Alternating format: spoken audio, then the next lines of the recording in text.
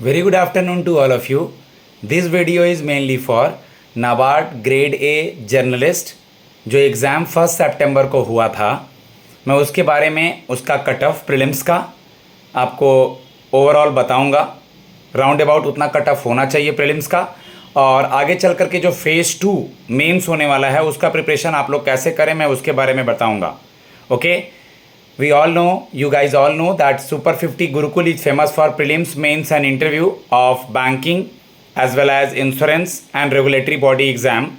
If you are preparing for any banking, insurance and regulatory body exam, my number is 7503235358. Okay, you can check our result, our interview mocks in YouTube playlist.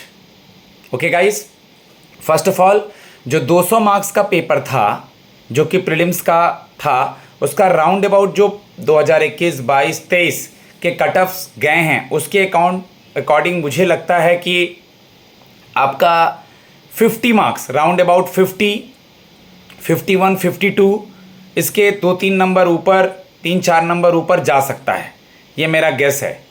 जो भी sections थे वहाँ पर reasoning था, quant था, English है, आपका computer था, जनरल अवेयरनेस था, ठीक है गाइस। उसके अलावा एग्रीकल्चर से क्वेश्चन थे, रूरल डेवलपमेंट से क्वेश्चन थे, आपके सारे सेक्शंस को मिला करके टोटल 200 मार्क्स का क्वेश्चन था आपका, और 200 मिनिमम मार्क्स भी थे, 2 घंटे का टाइम था। तो इसमें आप लोग गाइस राउंड अबाउट ये कट ऑफ समझिए 50 से राउंड अबाउट ऊपर नीचे जो मैंने बताया। अगर मैं फेज़ 2 की तरफ बढ़ूँ और फेज़ 2 की तरफ स्क्रॉल करूँ तो जैसा कि पहले जो पेपर्स हुए हैं, जैसा कि इंग्लिश इसमें डिस्क्रिप्टिव होगा, 3 क्वेश्चंस होंगे इसमें। इसका जो मार्क्स है आपका 100 मार्क्स का होगा, 1.5 घंटे का टाइमिंग होगा, ठीक है। मैं जर्नलिस्ट की बात कर रहा हूँ। और पेपर 2 में ESI, economic and social issue, agricultural and rural development, यानी ईएसआई एंड एआरडी होगा, जो कि इन दोनों को मिला करके आपका ऑब्जेक्टिव नंबर ऑफ क्वेश्चन 30 होंगे 50 मार्क्स के, उसके लिए 30 मिनट का टाइम होगा। और descriptive ESI and agriculture and rural development में आपको 4 क्वेश्चन अटेम्प्ट करने होंगे 6 में से out of 6 descriptive paper. Okay, ये 50 मार्क्स का होगा, ये आपका 1.5 घंटे का पेपर होगा। अगर मैं रिपीट कर दूं तो journalist NABARD grade A mains के लिए इंग्लिश होगा जो कि डिस्क्रिप्टिव होगा, नंबर ऑफ क्वेश्चन 3 होंगे 100 मार्क्स के, 1.5 घंटे का टाइम दिया जाएगा। पेपर 2 में ESI and agriculture and rural development mix होगा, objective and descriptive. Objective number of question 30 होंगे 50 मार्क्स के, 30 मिनट का टाइम। और डिस्क्रिप्टिव 4 क्वेश्चन अटेम्प्ट करने होंगे 6 में से 50 मार्क्स। Okay, total 90 minute. तो मेंस के लिए आप लग जाइए। आपको कोई गाइडेंस लेना हो, मेरा नंबर है 7503235358। आप न्यूज़पेपर में क्या क्या पढ़ेंगे, आप कौन सा मैगजीन कुरुक्षेत्र योजना कैसे फॉलो करेंगे, न्यूज़पेपर में से कौन सी कटिंग्स पढ़ेंगे, पहले का डाटा कहाँ से कलेक्ट करेंगे, कैसे कैसे डिस्क्रिप्टिव के लिए प्रिपेयर करेंगे। If you guys need any type of guidance from my side, my students are already in the regulatory bodies, you can take help from me. I was already in BOB also, okay, and my passion is teaching. I am running Super 50 Gurukul since last 2017। Okay guys, अगर मैं थोड़ा सा detail वे में जाऊं phase 2 पे और ESI की थोड़ा सा बात करूं तो आप लोग को पता होगा कि poverty alleviation, employment generation in India, ये क्वेश्चन ईएसआई मॉडल में होगा। जो भी सोशल जस्टिस के क्वेश्चंस होते हैं, problem of schedule caste, schedule tribe, positive, ठीक है, इससे रिलेटेड क्वेश्चन होगा। जो भी सोशल मूवमेंट वगैरह होता है, थोड़ा आपका इंडियन पॉलिटिकल सिस्टम हो गया, ह्यूमन डेवलपमेंट हो गया, current economic and social issue हो गया, इससे रिलेटेड क्वेश्चन होगा। आपका जैसे status of system of education, socio economic problem associated with illiteracy, education policy reforms in India, education से रिलेटेड होगा अगर इसको मैं पॉइंट वाइज बताऊं। सोशल स्ट्रक्चर ऑफ इंडिया में आप देख सकते हैं आपका gender issue, okay, social infrastructure, education, health and environment, demographic trend, ठीक है। ग्लोबलाइजेशन ऑफ इकॉनमी में आप लोग जा सकते हैं, role of international funding institution, IMF, world bank, WTO, regional economy cooperation, globalization, ठीक है। आप मुझसे इंडिविजुअली बात भी कर सकते हैं इन चीज़ों के बारे में। Rural banking and financial institution in India, reforms in banking financial sector, ठीक है। उसके बाद आपका industrial and labour policy, industrial performance, okay. आप पब्लिक सेक्टर इंटरप्राइजेस के बारे में, उसके बाद regional imbalance in India, industrial development, इसके बारे में देख सकते हैं। एग्रीकल्चरल में आप जा सकते हैं technical and institutional changes, issue in food, agricultural performance, non institutional and institutional agencies के बारे में।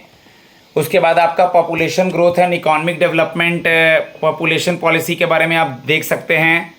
Poverty alleviation and employment generation in India, rural and urban, measurement of poverty, poverty alleviation, यानी थोड़ा डिटेल से पढ़ना होगा। आपका इन्फ्लेशन हो गया और जो करंट का इकोनॉमी सिनेरियो चल रहा है, तो इकोनॉमिक एंड सोशल इशू के जो भी डिस्क्रिप्टिव और ऑब्जेक्टिव क्वेश्चंस होंगे, अगर आप डिटेल्ड वे में न्यूज़पेपर में से अपना नोट्स अगर आप कुछ रेफ़र कर रहे हैं, वो मैगजीन्स, इन सब पे जाते हैं, तो आपका स्कोर अच्छा बनेगा, मुझे पूरा भरोसा है। ये ईएसआई में हो गया। और एग्रीकल्चरल रूरल डेवलपमेंट की बात करें तो फार्मिंग सिस्टम से system of crop intensification, organic farming, types of crops वगैरह देख सकते हैं आप, टाइप्स ऑफ इरिगेशन देख सकते हैं आप, सोइल्स वगैरह के बारे में आप देख सकते हैं, सीड प्रोडक्शन के बारे में देख सकते हैं, क्रॉपिंग सिस्टम के बारे में देख सकते हैं, डेफिनेशन, मीनिंग। उसके बाद आप वाटर रिसोर्सेज के बारे में देख सकते हैं, irrigation, types of irrigation, water conservation, irrigation pump के मेथड से या जैसे भी किया जाता है, ओके। आप लोग एगिनॉमी सुने होंगे, definition, meaning and scope of agronomy, classification of crops, factors affecting crop production, इन सब चीज़ों के बारे में भी आप देख सकते हैं, ठीक है। यानी अगर मैं कट शॉर्ट करूं तो रूरल पॉपुलेशन इन इंडिया, जिसमें आपका agricultural labour, artisan, rural development से रिलेटेड क्वेश्चन हो गए, आपका present scenario of Indian agriculture and allied activities, ecology and climate change, agricultural extensions हो गया, आपका फिशरी हो गया, फॉरेस्ट्री हो गया, एनिमल हस्बेंड्री हो गया, प्लांटेशन एंड हॉर्टिकल्चर हो गया, फार्म एंड एग्री इंजीनियरिंग हो गया, ठीक है। तो मेरा कहने का सिंपल सा मतलब है, जो भी एग्रीकल्चर एंड रूरल डेवलपमेंट से रिलेटेड चीज़ें हैं उसमें आप स्कोर कर सकते हैं। मुझे पूरा भरोसा है आप लोग अच्छा स्कोर करेंगे, ठीक है गाइस। और मैं एक दो चीज़ अगर इसमें आप लोग को बताना चाहूँ और डिटेल में, तो guys agricultural and rural development में जो भी नाबार्ड से related, bird banking institute of rural development, जितनी भी गवर्नमेंट की स्कीम्स हैं एग्रीकल्चर से रिलेटेड, जितना भी सोशल सेक्टर का स्कीम्स है, जो स्कीम का डेटा है, ठीक है। उसके बाद आपका मोटा मोटा टॉपिक की बात करें तो कितने तरह के क्रॉप्स होते हैं इंडिया में, types of crops, types off season, किस किस स्टेट का क्या क्या मेन प्रोडक्शन है, गेहूं, वीट, राइस ज़्यादा कहाँ होता है। आप ला नीना अनलीना में भी थोड़ा सा जा सकते हैं, इसका इफेक्ट देख सकते हैं एग्रीकल्चर पे। और अगर मैं बात करूँ तो छोटे छोटे टर्म्स, जैसे कि आप किसान क्रेडिट कार्ड वगैरह हो गया, APMC agriculture produce market committee हो गया, ENAM आपका इलेक्ट्रॉनिक नेशनल एग्रीकल्चरल मार्केट हो गया, ठीक है। इसी में आप थोड़ा सा डिटेल से नाबार्ड में जा सकते हैं कि 12 जुलाई 1982 को शिवरमन कमेटी के रिकमेंडेशन से नाबार्ड का एस्टैब्लिशमेंट हुआ था। यानी एग्रीकल्चरल को आप डिटेल्ड वे में पढ़िए, एग्रीकल्चर से आप स्कोर कर सकते हैं, क्योंकि एक तरह से ये स्टैटिक हुआ, यहाँ कोई चेंजेस नहीं आएगा गाइस। तो नाबार्ड फेज़ 2 में आप बहुत अच्छा स्कोर कर सकते हैं इंग्लिश से, और सेकंड में आपका economic and social issue ESI as well as आपका जो मैंने अभी बताया आप लोगों को, सेकंड एग्रीकल्चर से related, agriculture and rural development से रिलेटेड। कोई भी किसी को गाइडेंस चाहिए, my students are already in RBI, NABARD and so many organizations, okay. My number is 7503235358. You can take help for mains as well as interview, okay guys. And round about NABARD का जो ये cut off है, जैसा कि मैंने guess किया, round about 50 रहेगा। बाकी ऊपर नीचे जो भी चला जा सकता है, कुछ गेस नहीं कर सकते हैं हम लोग खास, ठीक है। तो if you guys have any issue contact with me, okay, and I will take your mocks for the interview after the mains. I will guide you for the mains also.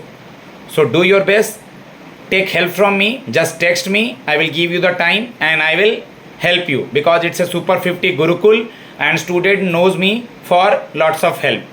God bless you all. Jai Maa Saraswati.